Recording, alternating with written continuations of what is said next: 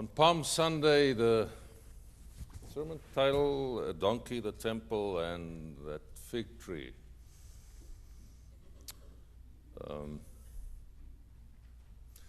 That fig tree is a passage that's most often ignored when dealing with Palm Sunday. The other two events described here, the piece of the narrative, the parade into Jerusalem with the palms, and then the cleansing of the temple, as it is known, that is quite often features of sermons.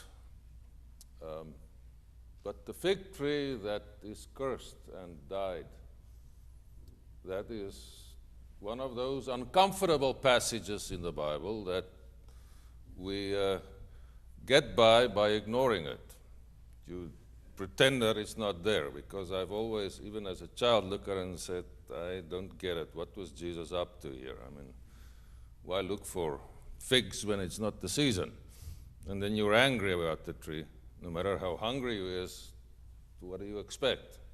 And then the poor tree is cursed and it dies. We see around the year 29, or probably in the year 29, these events are set, when Jesus was around, I think, 33 years old.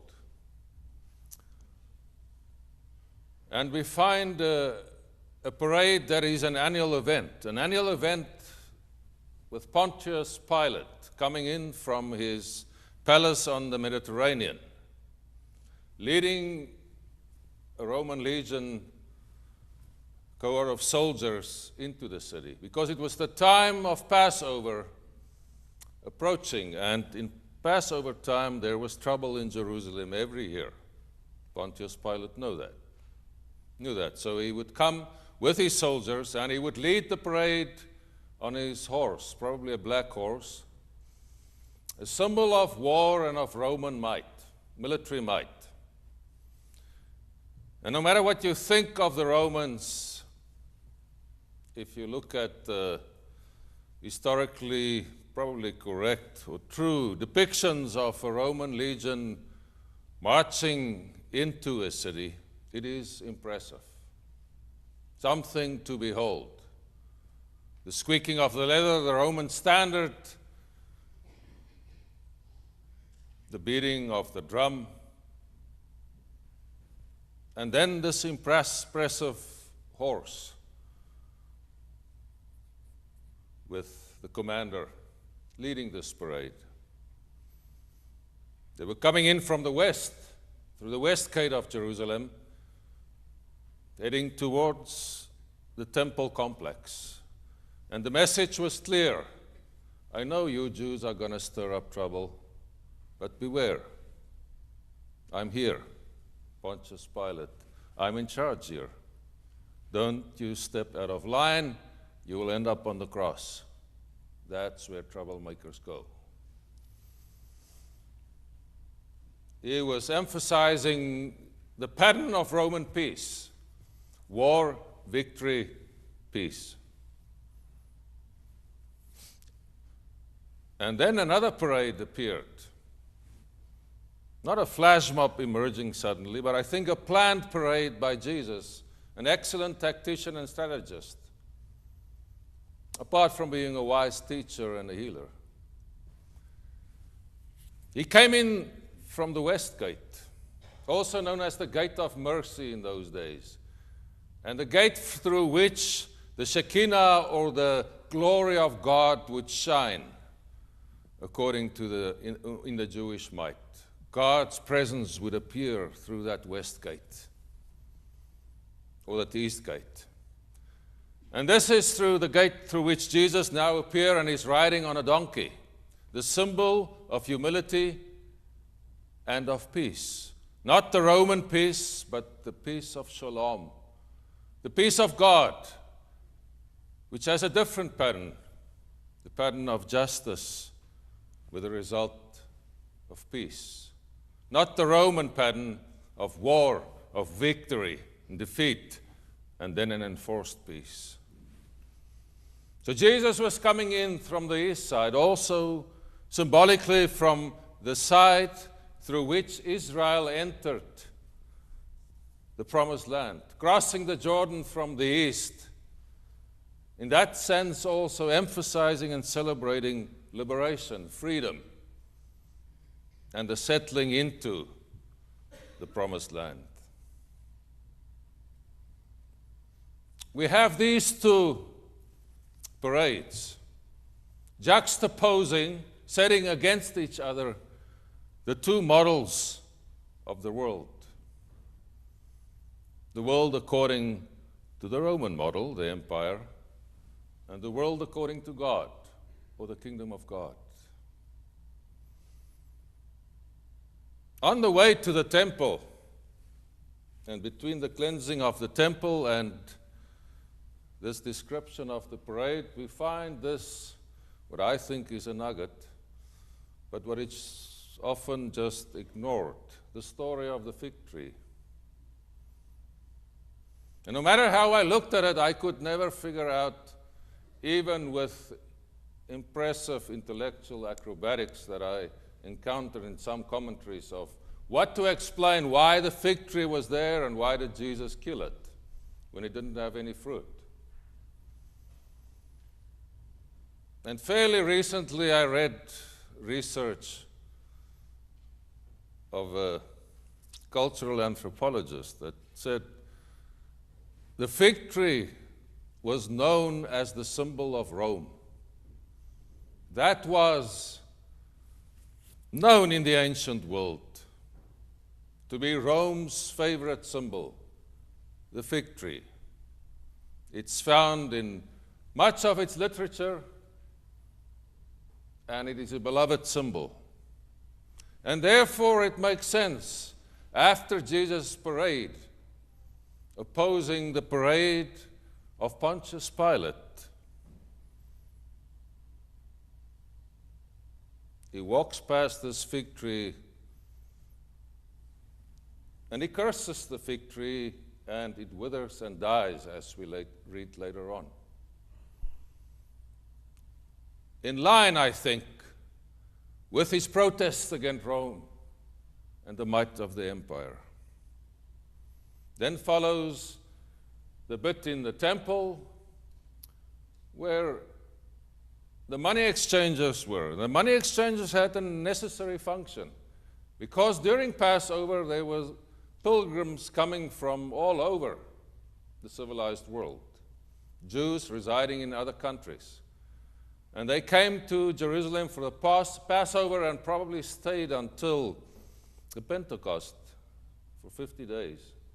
So the population of Jerusalem would swell to 4 times its normal inhabitants, the number of people residing there. So Jesus went in and overturned these tables. And these guys were just doing their job. What were they doing? They were exchanging the money that the people brought from all over the world to exchange for temple money, because part of the pilgrimage was you had to pay your annual temple tax. And you could only pay that in temple money.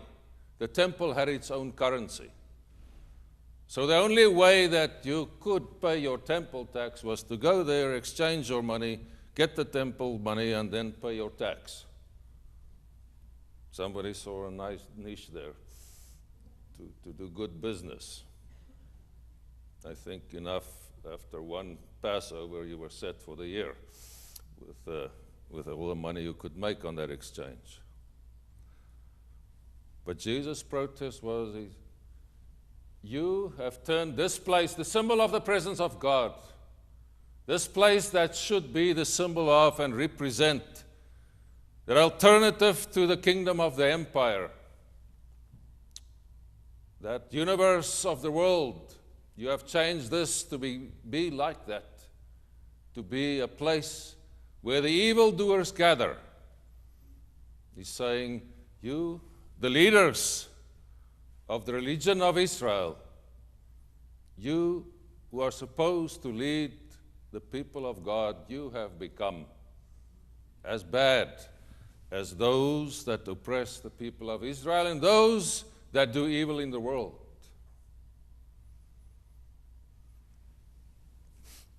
On Palm Sunday, with the palms scattered here and each of us sitting with a palm in our hands or placed next to us, we are presented with these two universes.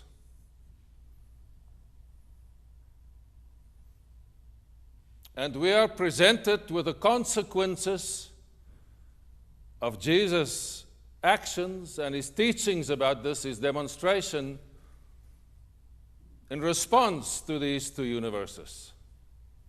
And we are, if we look towards Easter, also invited to contemplate and think about the responses of those that profess to be followers of Jesus, whether it was the inner circle, the disciples, or whether it was people that just happened to hang around in Jerusalem with nothing to lose and say, hey, there's something going on, let's join this parade. Don't want to be close to the Romans, I happen to be here, close to the East Gate, so let's follow Jesus and wave the palms and put our clothes on the road and clothes on the donkey. If we follow what happened during the week, what do we see? In the followers of Jesus, even the close ones, we see them disappearing gradually. We see betrayal. We see an eagerness initially and a huge commitment, and what we think is a demonstration of faithfulness, but that dissipates as danger lurks and as the rest follows.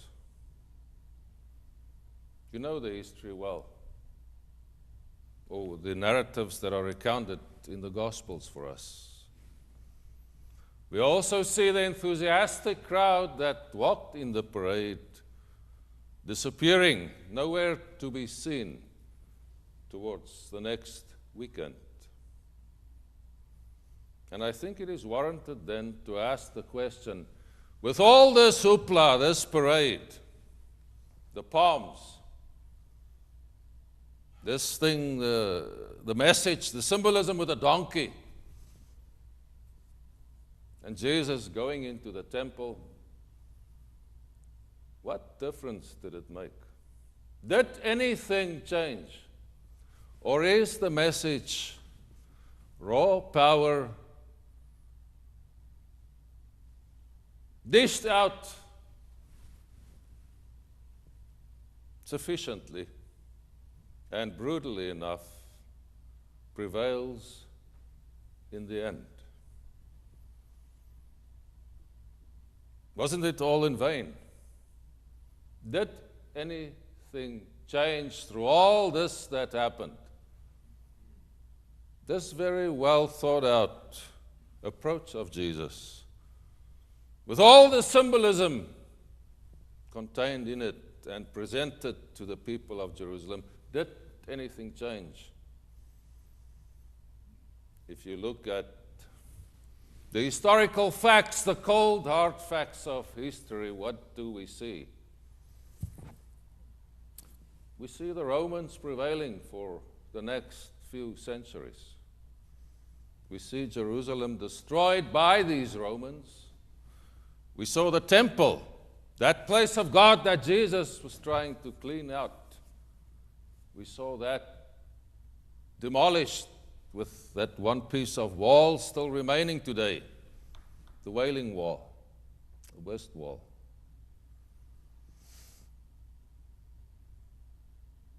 Is it the case that no matter what we try to do, that it is impossible to prevail, for goodness to prevail? I think it calls us to contemplate and to try and hold these two universes in our minds and in our hearts, and as Jesus' followers were called to do in the week after this parade, to think, where do we want to stand?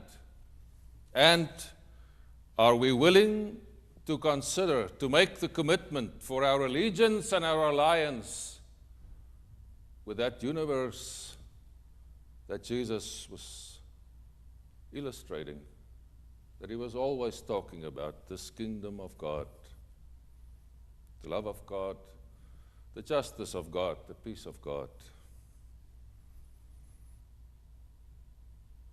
Where do we place our alliance? And have we considered the consequences of a faithful allegiance in that alliance?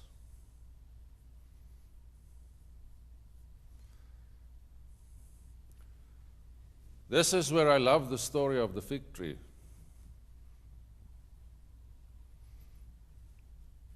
Because the fig tree, to me, tells the story